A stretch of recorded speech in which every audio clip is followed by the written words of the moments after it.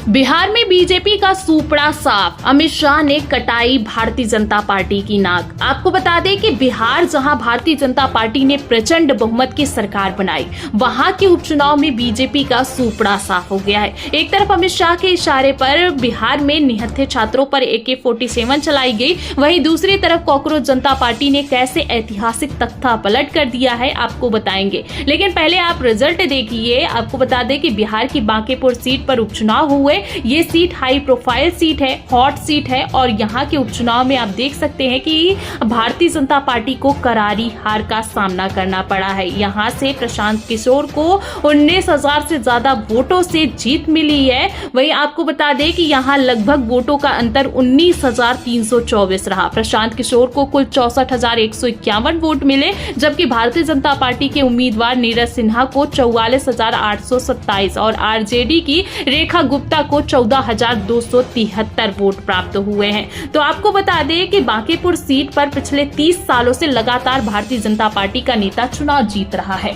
ये बांकीपुर सीट को भारतीय जनता पार्टी का गढ़ कहा जाता है। जब नीतीश कुमार बीजेपी के साथ नहीं थे, तब भी नीतीश कुमार बीजेपी से इस सीट को जीत नहीं पाए। लेकिन अब आप देख सकते हैं कि 2026 में पूरी तस्वीर पलट गई है। आपको बता दें कि बांकीपुर सीट पर उपचुनाव की वोटिंग से ठीक पहले भारतीय जनता पार्टी के दिग्गज नेता रविशंकर प्रसाद ने कहा था कि इस सीट पर कोई टक्कर ही नहीं है। अगर कुत्ता बिल्ली को भी खड़ा कर देंगे तो वह भी चुनाव जीत जाएगा। लेकिन अब आप देख सकते हैं कि यहाँ पर बीजेपी का प्रत्याशी ही हार गया है और ये हार सिर्फ नीरज कुमार सिन्हा की नहीं है, बल्कि आपको बता दें कि भारतीय जनता पार्टी का शीर्ष नेतृत्व हार चुका है।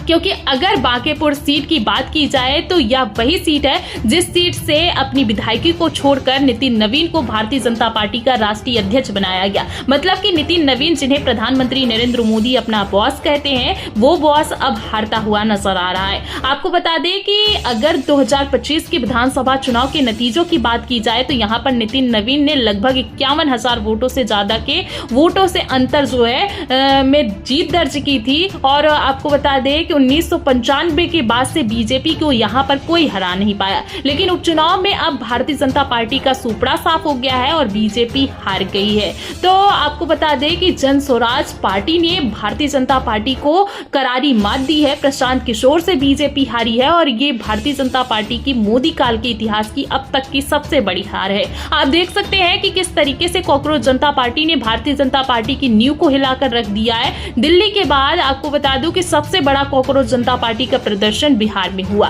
बिहार में हालात तो इतने ज्यादा खराब हो गए कि निहत्थे छात्रों पर AK-47 चलाई गई। अब जाहिर सी बात है कि गोली चलाने के आदेश गृह मंत्री या फिर कि प्रधानमंत्री के आदेश के बिना नहीं हो सकते। तो ऐसे हालातों में आप समझ सकते हैं कि किस तरीके से अमित शाह अपने ही बनाए जाल में बुरी तरीके से फंस गए। एक तरफ गृह मंत्री अमित शाह सदन में विपक्ष का सामना नहीं कर पा रहे हैं, जवाब नहीं दे पा रहे हैं कि गोली चलाने के आदेश किसने पारित किए। वहीं दूसरी तरफ बिहार के उपचुनाव में कॉकरोच जनता पार्टी ने भारतीय जनता पार्टी को धूल चटाने का काम किया है।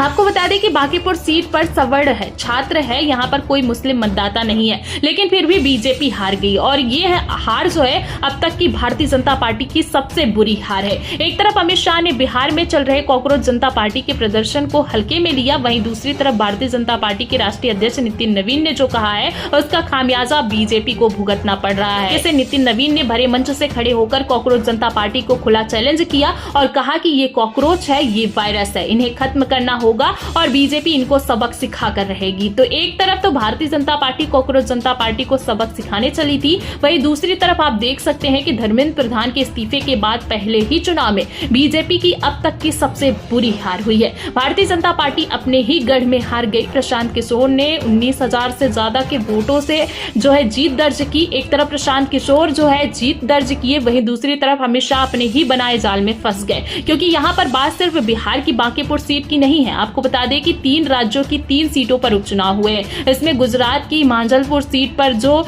जैसे जैसे करके बीजेपी जीत गई है, लेकिन बांकीपुर से लेकर दतिया में बीजेपी का सूपड़ा साफ हो गया है। दतिया की अगर बात की जाए तो यहाँ पर भारतीय जनता पार्टी को हार का डर सता रहा था, इसीलिए नरोत्तम मिश्रा का टिकट काट कर जो है आशुतोष तिवारी को टिकट दे दिया गया। लेकिन फिर भी बीजेपी की जमानत जब्त हो गई, नौबत आ गई। आप देख सकते हैं कि यहाँ बीजेपी का सूपड़ा साफ हो ही गया है। दतिया सीट पर कांग्रेस के घनश्याम सिंह को जो है बम्पर वोटों से जीत मिली है, यानी कि 6000 वोटों से जीत दर्ज किए हैं। आपको बता दें कि ये उपचुनाव 2026 के उपचुनाव जो है 2027 के उत्तर प्रदेश में विधानसभा चुनाव है, वहीं भारतीय जनता पार्टी का जिस तरीके से हाल हो रहा है तो 2027 में क्या होगा और 2029 के लोकसभा चुनाव में प्रधानमंत्री नरेंद्र मोदी का क्या होने वाला है आप समझ सकते हैं। जिस तरीके से नतीजे आ रहे हैं और जिस तरीके से भारतीय जनता पार्टी के लिए माहौल बना हुआ है उससे आप अंदाजा लगा सकते हैं कि 2027 और 2029 में बीजेपी का क्या हाल होने वाला है। फिलहाल इस खतरे को अमित शाह ने पहले ही भांप लिया था, इसीलिए इस मानसून सत्र में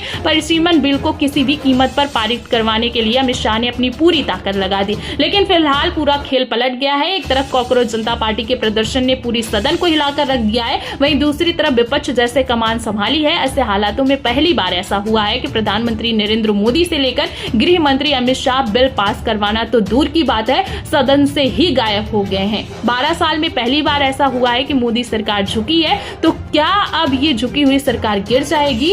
क्या कुछ लगता है आपको? क्या अभिजीत दीपके ने ऐलान तो कर दिया है कि तख्ता पलट होगा? फिलहाल बिहार में अगर ये हालात है, ये रुझान है, तो आगे आने वाले चुनाव में बीजेपी का क्या होगा, गुजरात लॉबी का क्या होगा? और अमित शाह ने अगर माफी नहीं मांगी तो क्या इस्तीफा होगा? आप सभी को क्या लगता है? कमेंट में अपनी राय जरूर दें।